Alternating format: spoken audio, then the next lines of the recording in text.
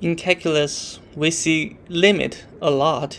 Do you know what a limit is? Let's do a problem together. Use a calculator to guess the value of the limit of 1 plus 1 over n, the whole thing raised to the power n, as n goes to infinity. Here, infinity is positive infinity, so n is getting bigger and bigger, and n does not have to be an integer. If you don't feel comfortable taking a number to a power that is not an integer, you can just think of n as an integer. But when you use a calculator, you can plug in number n that is not an integer. Okay, to warm up, let's plug in n equals to 2. The result is 2.25. When n equals 10, the expression evaluates to 2.59. Let's pick up the pace. N equals 100, the result is 2.70. When n equals 1,000, the result is 2.71. When n is 10,000, we get 2.718. When n is 100,000, we get 2.7182.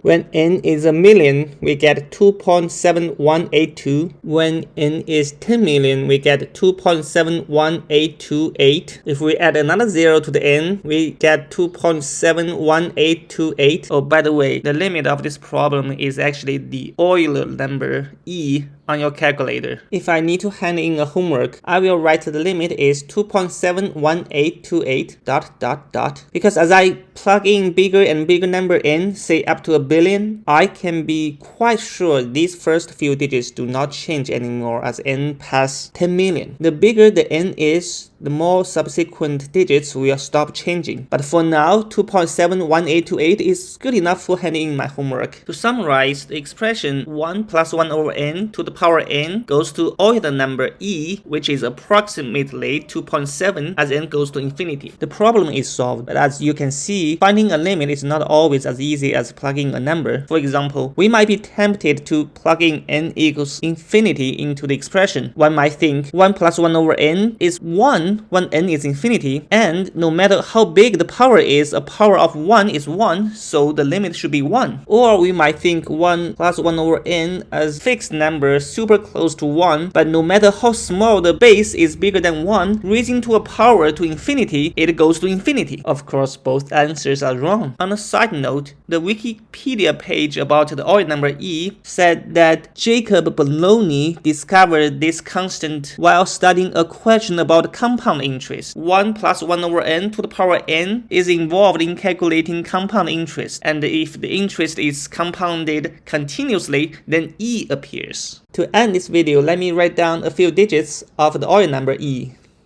Have you noticed something interesting?